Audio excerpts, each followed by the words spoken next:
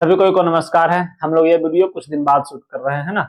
हम लोग इस वीडियो में मेंसुरेशन यानी कि क्षेत्रमिति, नहीं दिख रहा है क्षेत्रमिति, क्षेत्रमिति पढ़ेंगे। क्षेत्रमिति में त्रिभुज का क्षेत्रफल, त्रिभुज से संबंधित जो क्वेश्चन हो सकता है उस क्वेश्चन को हम लोग जानेंगे इस वीडियो में। त्रिभुज और उस क्वेश्चन में भी उस त्रिभुज के क्षेत्रफल से संबंधित जो फॉर्मूला होगा उस फॉर्मूला को जानेंगे, उससे संबंधित प्रमेय जानेंगे, कुछ बात जानेंगे कि हाँ त्रिभुज के क्वेश्चन को कैसे बनाते हैं, यानी कि कुछ जो फॉर्मूला जानेंगे उससे संबंधित क्वेश्चन भी जानेंगे। ठीक है, चलिए स्टार्ट करते हैं हम लोग। पहला देखिए, त्रिभुज से संबंधित सूत्र कौन कौन से हैं। सबसे पहले त्रिभुज पढ़ रहे हैं तो आप लोगों को जानना होता है त्रिभुज क्या है। तो त्रिभुज ऐसा होता है, ये तो देख रहे हैं सब कोई, त्रिभुज कैसा होता है, गौर से देखिए। त्रिभुज ऐसा होता है, ये देख लिए। अब हम जानते हैं कि त्रिभुज का क्षेत्रफल कैसे निकालते हैं। ये होता है त्रिभुज, गौर से देखिएगा, सभी बात आपको समझ में आएगा, तो ध्यान से देखिएगा। तो ए बी सी में समझ लीजिए कि कोई एक आधार है, आधार इसको समझ लीजिए, और इस आधार पर ऊपर से खींचा गया लंब इसका ऊंचाई कहलाता है। आधार को हम बी से सूचित करते हैं, आधार को हम बी लिखते हैं, ऊंचाई को एच लिखते हैं। ऊंचाई को क्या लिखते हैं, एच लिखते हैं। ठीक है, अब जो है त्रिभुज के क्षेत्रफल का फॉर्मूला होता है, इसको हम त्रिभुज पढ़ते हैं और मैं कभी कभी त्रिभुज का क्षेत्रफल भी पढ़ते हैं इसी को। तो आप समझ लीजिए, हम बार बार इसको त्रिभुज का क्षेत्रफल पढ़ेंगे। त्रिभुज के क्षेत्रफल का फॉर्मूला होता है 1/2 गुने आधार गुना ऊंचाई, 1/2 गुना आधार गुना ऊंचाई। दूसरा त्रिभुज का फॉर्मूला होता है, जान लीजिए, और भी त्रिभुज का हीरोन फार्मूला आप लोग पढ़े होइएगा। त्रिभुज के हीरोन फार्मूला का क्या फॉर्मूला होता है, त्रिभुज का क्षेत्रफल बराबर होता है √under s into s minus a into s minus b into s minus c, जहां एस क्या है तो अर्ध परिमाप होता है। 2s को हम परिमाप कहते हैं और s को अर्ध परिमाप कहते हैं, जो a प्लस बी प्लस सी बटा 2 होता है। पहले हम क्या करते हैं, इस क्वेश्चन में s का मान निकालते हैं। s का मान निकालने के बाद s का मान कैसे निकालते हैं, ये फॉर्मूला हम लिख दिए। ए बी सी क्या है तो तीनों भुजाओं है, भुजाएं, तीनों भुजों को जोड़ेंगे और 2 से भाग करेंगे तो s निकल जाएगा। अब उसके बाद इसमें मान रख देंगे, आपका क्षेत्रफल निकल जाएगा। 3 नंबर में देख लीजिए, समबाहु त्रिभुज का क्षेत्रफल, समबाहु त्रिभुज का क्षेत्रफल बराबर, इसका फॉर्मूला होता है √3/4 गुना भुजा स्क्वायर, √3/4 गुना भुजा स्क्वायर। अभी तक हम बोर्ड पर जितना कुछ लिखे सभी कुछ कंठस्थ याद होना चाहिए, तब त्रिभुज का क्वेश्चन समझ में आएगा और बनेगा। आइए हम इसमें एक बात और जान लेते हैं कि अगर त्रिभुज ऐसा रहता है ना, जनरल बात बता रहे हैं जो सबको जानना है। एबीसी है, इस एबीसी में ए के सामने वाले भुजा को छोटका ए, बी के सामने वाले भुजा को छोटका बी, सी के सामने वाले भुजा को छोटका सी से दिखाते हैं जनरल। वैसे ही इसमें भी लिखा हुआ है, बात समझे। चलिए हम अगला बात जानते हैं, आगे क्या जानना जरूरी है। अब देख लीजिए, इससे संबंधित एक क्वेश्चन लिखा हुआ है कि किसी त्रिभुज एबीसी की 2 भुजा एबी तथा बीसी क्रम से 8 और 10 है। कोई त्रिभुज है एबीसी, एबीसी में एबी 8, बीसी कितना है, बीसी है 10 सेंटीमीटर। यदि शीर्ष ए से, शीर्ष इसको बोलते हैं, शीर्ष ए से बीसी पर डाले गए लंब की लंबाई 3√7 है, यानी कि इस पर एक लंब डाला गया जिसका लंबाई 3√7 है, तो त्रिभुज का क्षेत्रफल होता है। तो अभी हम बताए हैं त्रिभुज का क्षेत्रफल बराबर 1/2 गुना आधार गुना ऊंचाई, आधार और गुना ऊंचाई। इसमें आधार तो ये 10 है, इस 10 का ऊंचाई कौन सा है तो ये इस पर डाला गया लंब, इसी को हम क्या कहते हैं, ऊंचाई। तो हो जाएगा 1/2 गुना 10 गुना 3√7, ये कट के हो जाएगा 5, 5 × 15√7 आपका क्षेत्रफल हो जाएगा। इसका क्षेत्रफल क्या हो जाएगा 15√7। हम उम्मीद करें कि आपको समझ में आया, 15√7 इसका क्षेत्रफल हो जाएगा। 2 नंबर देखिए, 2 नंबर में कह रहा है कि त्रिभुज की तीसरी भुजा बताए यदि यह पूर्णांक हो। त्रिभुज की तीसरी भुजा बताए यदि यह पूर्णांक हो। अब देखिए त्रिभुज की तीसरी भुजा, इसको हम घेर देते हैं। यह क्वेश्चन समझिए तो डिस्क्रिप्टिव टाइप का क्वेश्चन है, लेकिन इसको हम फिर बता भी देंगे आगे ये वीडियो में, आगे ये चैप्टर जब बताएंगे तो चैप्टर में आना है, ठीक है ना। अभी इस क्वेश्चन को थोड़ा सा स्किप करिए, हम फिर बताएंगे इसको। अगला है कि शीर्ष बी से एसी पर डाले गए शीर्ष, शीर्ष बी से इसी त्रिभुज में, अगर अब इस बी से इसी त्रिभुज में अगर यहां से हम एक लंब डाल देते हैं इस पर, इसी त्रिभुज में इसका लंबाई बताना है, और यहां से अगर हम लंब डाल देते हैं इसका लंबाई बताना है हमको इस क्वेश्चन में। शीर्ष बी से एसी पर डाले गए, एसी पर तथा शीर्ष सी से भुजा AB पर डाले गए लंब की लंबाई बताएं। देखिए पहले बी से एसी पर जो डालेंगे लंब, तो इसका लंबाई क्या होगा यह बताना है। देखिए तो ये 8 है, ये 10 है। अगर ये क्वेश्चन बताते तो ये वाला निकल गया होता, ये निकल जाता तो इससे हम इस एच को निकाल लेते। अभी नहीं निकला हुआ है तो इस दोनों क्वेश्चन एक का एक बना दिए, 2 और 3 को स्किप करिए, हम फिर आगे बता देंगे आपको क्वेश्चन नंबर 1 का 2 और 3 ऐसा क्वेश्चन आना है। ठीक है, 2 नंबर देखिए, 48 सेंटीमीटर के एक तार को मोड़कर समबाहु त्रिभुज बनाया गया। एक तार ले लिया गया, कितना लंबा है 48 सेंटीमीटर, इसको मोड़ के त्रिभुज बना दिया गया, ऐसे ऐसे ऐसे मोड़ दिया गया। और समबाहु त्रिभुज मतलब तीनों भुजा बराबर है, तो बताइए कितना कितना होगा तीनों भुजा, 16 16 16 48 होगा। त्रिभुज का क्षेत्रफल क्या होगा, यह है समबाहु त्रिभुज। और समबाहु त्रिभुज का क्षेत्रफल अभी आप बोलिए तो क्या होता है, समबाहु त्रिभुज का क्षेत्रफल होता है, समबाहु त्रिभुज का क्षेत्रफल होता है √3/4 गुना भुजा स्क्वायर, वही ए स्क्वायर चाहे भुजा स्क्वायर हो जाएगा √3/4 गुना भुजा कितना है तो 16 का स्क्वायर मतलब 2 बार गुना, 4 से कटेगा 4 मरतबे, 16 चौका 64 आपका 64√3 वर्ग इकाई आपका आंसर हो जाएगा, वर्ग इकाई 64√3 वर्ग इकाई आपका आंसर हो जाएगा, 64√3 वर्ग इकाई। हम क्या किए 16 चौका 64 किया, 16 चौका 64√3 वर्ग इकाई। ठीक है, बात आई समझ में, इसका आंसर हो जाएगा 64√3। चले आगे, आसान क्वेश्चन था, डायरेक्ट फॉर्मूला पर रखना था। इस क्वेश्चन में देखिए, ये त्रिभुज के क्षेत्रफल के प्रश्नों को हल करने में अन्य किन बिंदुओं का ध्यान रखना चाहिए, त्रिभुज के संबंध में निम्न बातों का अवश्य ध्यान रखें। देखिए किन किन बातों का ध्यान रखें, कोई भी त्रिभुज, एक नंबर में देखिए क्या कह रहा है, कोई भी त्रिभुज जब बनता है ना, 2 छोटी भुजाओं का योग तीसरी भुजा से बड़ी होता है। जैसे मान लेते हैं 3 4 5 सेंटीमीटर का लेके भुजा बनाए, त्रिभुज बनाए, 3 4 5 सेंटीमीटर का त्रिभुज तभी बन सकता है जब दोनों छोटका को जोड़ेंगे ना तो ये इससे बड़ा आ जाएगा, या बड़ा आ गया 7, अगर बड़ा आ गया तो त्रिभुज बन सकता है। अगर छोटा आ गया जैसे 1 6 और 10, इसमें ये कहेंगे हम 1 सेंटीमीटर 6 सेंटीमीटर 10 सेंटीमीटर का भुजा लेके एक त्रिभुज बनाइए, तो ये दोनों छोटका को जोड़ के देखिए तो 6 1 7 हो रहा है, ये 10 है, इसे ये छोटा है ना, तो ये त्रिभुज नहीं बनेगा। बात समझे। लेकिन वही अगर क्वेश्चन आता 10 12 और 15, तो ये दोनों छोटका को जोड़िए, 12 10 22 हो जाएगा, इससे बड़ा है तो त्रिभुज बन सकता है। बात समझे, सिर्फ दोनों छोटका को जोड़ के देखेंगे, अगर दोनों छोटका जोड़ने पर बड़ा वाले से छोटा ही रह जाता है तो कहेंगे त्रिभुज नहीं बनेगा, और अगर बड़ा हो जाता है तो कहेंगे त्रिभुज बन जाएगा। तो ये पहला समझ में आया। दूसरा कह रहा है कि अगर ABC एक समबाहु त्रिभुज है, ABC एक समबाहु त्रिभुज है, तो A से BC पर डाला गया लंब BC को 2 बराबर भागों में बांटता है, प्रत्येक भुजा की लंबाई 100, तो CD बराबर 100/2 होता है। देखिए क्या कह रहा है, इस क्वेश्चन में कह रहा है कि अगर कोई त्रिभुज समबाहु त्रिभुज है,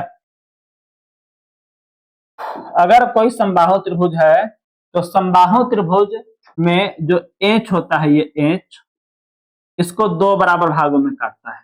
ठीक है, ये एच इसको 2 बराबर भागों में काटता है, और 2 बराबर भाग का मतलब अगर मान लेते हैं ये x है, ये x है, तो ये भी पूरा x होगा, तो ये वाला हो जाएगा x/2 और ये भी हो जाएगा आपका x/2। ये बात आई समझ में, यही बात समझाया है। समबाहु त्रिभुज में अगर फिर वैसे ही अगर ये ऐसे जाता है लंब इस पर होता है, तो ये लंब का मतलब हो गया इन दोनों को 2 भागों में बांटेगा, इसमें ये दो बराबर भाग है, उसमें वो दोनों 2 बराबर भागों में बटेगा। ठीक है, तो हम उम्मीद करें कि क्वेश्चन नंबर 2 भी समझ में आया, 2 का 2 समझ में आया। और अब चलते हैं किस पर, 2 के 3 पर, जो कि है ही नहीं तो रहने देते हैं इतना ही। इसमें पूछेगा आपसे समबाहु त्रिभुज का ऊंचाई बताएं क्या होगा, ऊंचाई का फॉर्मूला ये होता है, आप लिख लीजिए, समबाहु त्रिभुज में ऊंचाई का फॉर्मूला होता है √3/2 गुना भुजा, यहाँ लिखा हुआ है ये लिखा हुआ है √3/4 गुना √3/2 गुना भुजा, √3/2 गुना भुजा। वही बात हम यहाँ लिख दिए, ऊंचाई बराबर होगा √3/2 गुना भुजा। ये याद रखने वाला क्वेश्चन सब है, ताकि ये पूरा पॉइंट पढ़ पढ़ के याद रखिएगा कि क्या क्या त्रिभुज में होता है। बात समझे? चलिए आगे चलते हैं।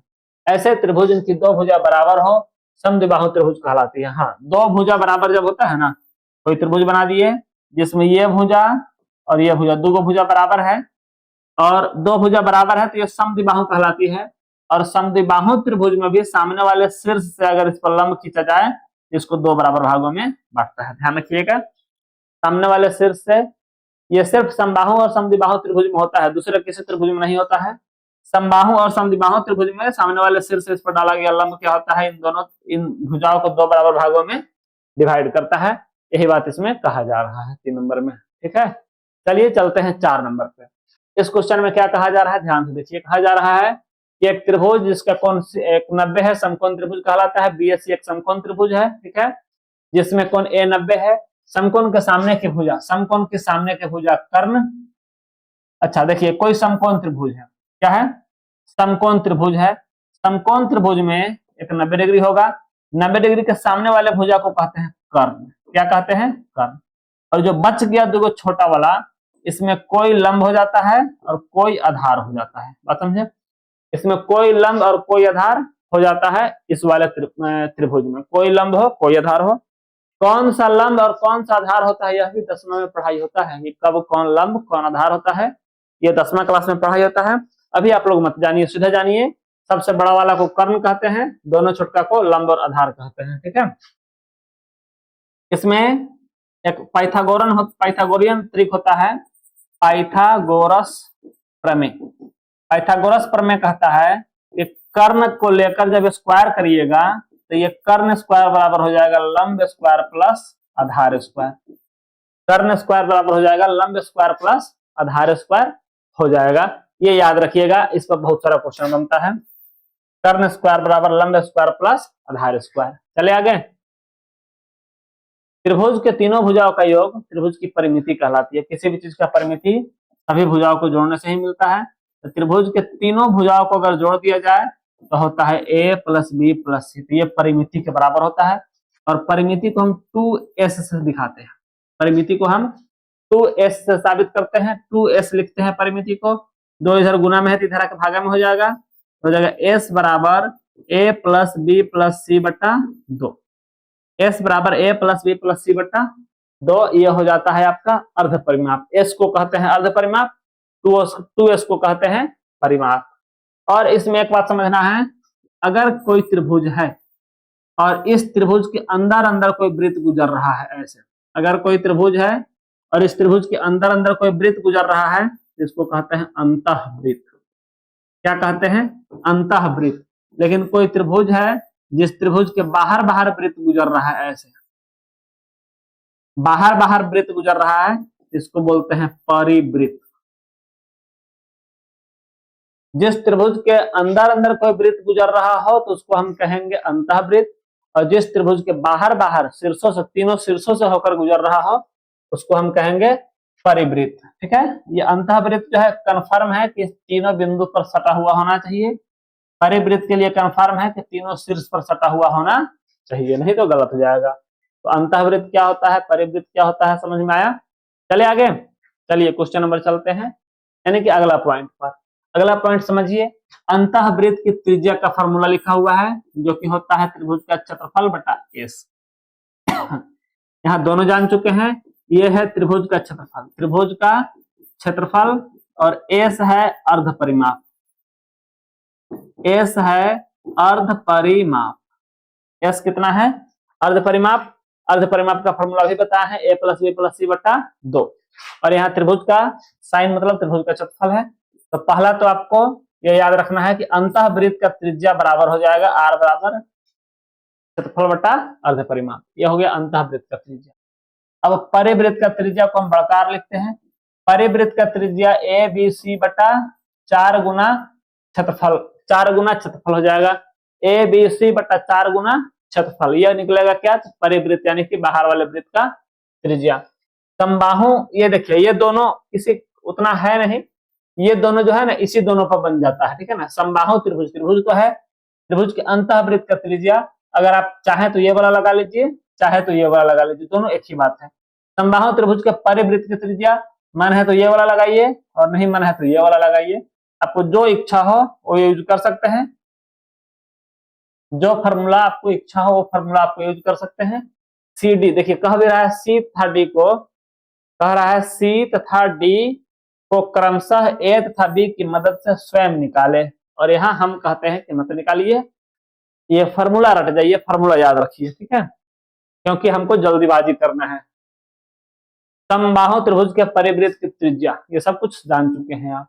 त्रिभुज की माध्यिका एक ही बिंदु से गुजरती है, वह बिंदु गुरुत्व केंद्र कहलाता है। देखिए त्रिभुज कोई होता है ना ऐसे, तो त्रिभुज की जो माध्यिका होता है, माध्यिका एक ही बिंदु से होकर गुजरता है, ये कन्फर्म है। जिस बिंदु से होकर गुजरा इसी को कहते हैं गुरुत्व केंद्र। क्या कहते हैं? गुरुत्व केंद्र। और ये गुरुत्व केंद्र, गुरुत्व केंद्र, और यह गुरुत्व केंद्र जो है ध्यान रखिएगा क्या है, माध्यिका के होकर, माध्यिका ये जो है माध्यिका, तीनों माध्यिका का कटान बिंदु है आपका ये, जिसको हम गुरुत्व केंद्र कहते हैं, ठीक है। तो माध्यिका का जो कटान बिंदु गुरुत्व केंद्र करता है, यह उस माध्यिका को 2:1 के अनुपात में विभाजित करता है, चाहे वो किसी भी साइड का माध्यिका हो, इधर का भी हो तो इसमें इधर 2:1, इधर का भी हो इधर 2:1 में विभाजित करता है, ध्यान रखिएगा। सभी त्रिभुज में माध्यिका को गुरुत्व केंद्र हमेशा 2:1 के अनुपात में विभाजित करता है, यह ध्यान रखिएगा सभी त्रिभुज में। ये सिर्फ समबाहु त्रिभुज में नहीं, किसी भी त्रिभुज में, जैसे मान लेते हैं कोई बड़ा त्रिभुज यहां बना देते हैं, किसी भी त्रिभुज में अगर कोई माध्यिका का कटान बिंदु होता है तो ये इसको हम कहते हैं गुरुत्व केंद्र, और ये गुरुत्व केंद्र इस पूरे रेखा को 2:3 के अनुपात में विभाजित करता है। याद करिए कि ये 200 होगा तो ये 100 होगा, यानी कि 2:1 के अनुपात में विभाजित होना है, ध्यान रखिएगा।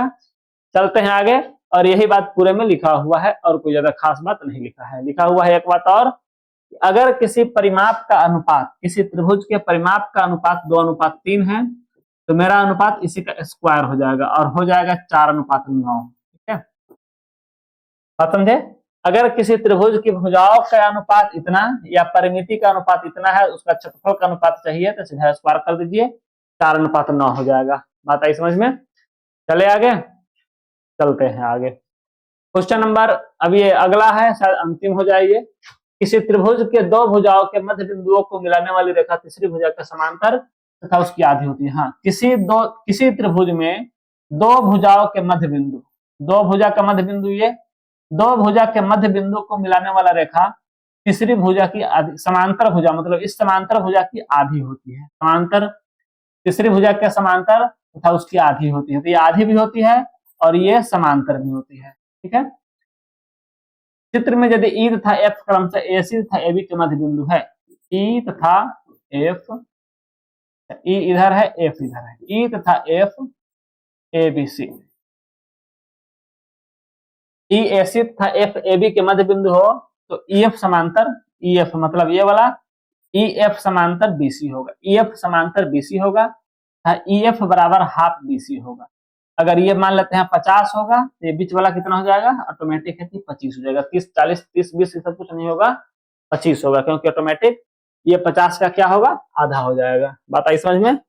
चलिए चलते हैं अगले क्वेश्चन पे, जो कि एक लिखा हुआ है फॉर्मूला ऐसा, मतलब थ्योरम है ऐसा कि कोई त्रिभुज है, ध्यान से सुनिए, कोई त्रिभुज है, त्रिभुज के सभी मध्य बिंदुओं को मिलाने वाला रेखा, त्रिभुज के सभी मध्य बिंदुओं को मिलाने वाले रेखा से बना त्रिभुज ये 4 हिस्सों में बट जाता है। ये सभी 1 1 1 1, ये होता है 1, और चारों बड़ा वाला त्रिभुज होता है 4, इसको हम कहेंगे 4:1। ध्यान रखिएगा 4 क्या होगा, 1 होगा। यानी कि त्रिभुज के मध्य बिंदुओं को मिलाने से बनने वाले त्रिभुज का क्षेत्रफल बड़े वाले त्रिभुज के क्षेत्रफल का 1/4 होता है, 1/4, ठीक है। चलिए चलते हैं आगे। अब ये क्वेश्चन आ चुका है जो कि आप लोग को बनाना है, एकदम आसान क्वेश्चन है, एकदम आसान क्वेश्चन है, समझिए। पढ़िए क्वेश्चन क्या कह रहा है। क्वेश्चन कह रहा है कि नीचे दी गई 3 राशियां यदि त्रिभुज की 3 भुजाओं को दर्शाती है तो इनमें से कौन सा विकल्प सही, कौन सा विकल्प से त्रिभुज नहीं बन सकता है। हम बताए हैं आपको, छोटा दोनों को जोड़ेंगे, बड़ा वाले से बड़ा होना चाहिए। जैसे इसमें 3 और 4 7 हो जाएगा, इससे बड़ा हो जाएगा तो ये त्रिभुज बनेगा। 7 5 12 हो जाएगा, इससे बड़ा हो जाएगा तो त्रिभुज बनेगा। ये आपका 5 3 8 इससे छोटा हो गया तो ये त्रिभुज नहीं बनेगा। बाकी 12 5 17 इससे बड़ा हो गया तो ये त्रिभुज बनेगा। ठीक है, कौन है कि जो त्रिभुज नहीं बनेगा? तो सिर्फ ये 3 5 और 9 वाला है जो त्रिभुज नहीं बनेगा। क्यों नहीं बनेगा? क्योंकि दोनों छोटा का योग बड़ा के योग से छोटा ही है। ठीक है, चलिए क्वेश्चन नंबर 4 पे चलते हैं। अगर एक समबाहु त्रिभुज का क्षेत्रफल 36√3 है। समबाहु त्रिभुज के क्षेत्रफल का फॉर्मूला होता है 3/4 गुना भुजा स्क्वायर, और यह है 36√3। 36√3 वर्ग इकाई, तो उसकी प्रत्येक भुजा क्या होगी? प्रत्येक भुजा यहां से निकल जाएगा। देखिए तो ऊपर ऊपर कटता है तो √3 से √3 कट जाएगा। ये a स्क्वायर बराबर 36 गुना 4 हो गया। तो a बराबर √36 को हम 9 गुना 4 लिख सकते हैं, और गुना 4 हो सकता है। 9 का एगो बाहर निकलेगा 3, 4 गुना 4 का एगो बाहर निकलेगा 4, 4 3 12 सेंटीमीटर। 12 इकाई इसका आंसर हो गया, सेंटीमीटर नहीं 12 इकाई। इसको हम इकाई कहेंगे। त्रिभुज का भुजा कितना हो गया? 12 इकाई। उसकी प्रत्येक भुजा होगी 12 इकाई। उसकी ऊंचाई क्या होगी? ऊंचाई का फॉर्मूला आपको बता चुके हैं। √3/2 गुना भुजा हो जाएगा। √3/2 गुना भुजा कितना है? 12, तो 2 से कटेगा 6 मरतबे, तो आंसर हो जाएगा 6√3। आंसर क्या हो जाएगा? 6√3 आपका आंसर हो जाएगा, 6√3। क्वेश्चन नंबर 4 कंप्लीट हुआ। आइए देखते हैं 5, और ये अंतिम क्वेश्चन होगा। ठीक है, एक समद्विबाहु त्रिभुज की भुजाएं क्रमशः 8 8 और 6 है। शीर्ष से आधार पर डालेगा लंब की लंबाई क्या होगी? देखिए तो ये अंतिम क्वेश्चन है। समद्विबाहु त्रिभुज, समद्विबाहु त्रिभुज इसको बोलते हैं, जिसमें ये 8 तथा ये 6 है। कह रहा है कि शीर्ष से आधार पर डालेगा लंब, शीर्ष से आधार पर डालेगा लंब की लंबाई क्या होगी? क्या होगी पहले यही बताइए। ये 6 है तो ये आधा हो जाएगा 3। अब ये 8 है, ये 3 है, ये कितना होगा? तो ये हो जाएगा लंब। लंब बराबर हो जाएगा √कर्ण स्क्वायर, √कर्ण स्क्वायर माइनस आधार स्क्वायर। तो √कर्ण, कर्ण कितना है? कर्ण है आपका 8 का स्क्वायर 64, माइनस आधार है 3 का स्क्वायर 9, ये हो जाएगा √55। √55 ये क्या निकला? √55। इसका लंबाई निकल गया √55। पूछ रहा है कि यह लंब त्रिभुज को जिस दो त्रिभुजों में बांटेगा उसका क्षेत्रफल क्या है? अब इसका क्षेत्रफल चाहिए, तो क्षेत्रफल का फॉर्मूला तो 1/2 गुना आधार। इसका आधार कितना है? तो 6। इसका आधार कितना है? 6। ऊंचाई निकल गया √55, ये हो जाएगा √55, और कट के हो जाएगा 3 मरतबे, हो जाएगा 3√55। ऊंचाई क्या निकला? 3√55 ऊंचाई निकला, 3√55 ऊंचाई निकला। ठीक है, यह लंब त्रिभुज को जिस क्या निकला? 1/2 इंटू आधार गुना ऊंचाई। ये ऊंचाई नहीं, क्षेत्रफल निकला, त्रिभुज का क्षेत्रफल। ये त्रिभुज के क्षेत्रफल का फॉर्मूला है 1/2 गुना आधार गुना ऊंचाई। तो 1/2 गुना आधार गुना ऊंचाई क्या निकला? त्रिभुज का क्षेत्रफल निकला। ठीक है, चलिए आगे चलते हैं। क्वेश्चन नंबर 5 पे नहीं चलते हैं, इतना ही रहने देते हैं। तो क्या ये क्वेश्चन समझ में आया? आप कमेंट में बताएं हमको। जो क्वेश्चन आपको समझ में नहीं आया हो उसको बताइए। जस्ट अगला यानी कि कल वाले वीडियो में हम उस क्वेश्चन को भी बना देंगे, उस पॉइंट को भी दोबारा समझा देंगे, लेकिन आप बताइएगा। तो प्रत्येक क्वेश्चन पूरा पूरा बनाते चलिएगा। फिर जैसे ये हमको लगता है 30-35 क्वेश्चन है जो समाप्त होगा, फिर एक्सरसाइज शुरू होगा। जब ये 30-35 समाप्त होगा तो फिर हम ये 30-35 क्वेश्चन पूरा बनवाएंगे हम आपसे, न बनने पर पिटाई लगेगा। ठीक है, चलिए मिलते हैं अगले वीडियो में। जय हिंद, जय भारत।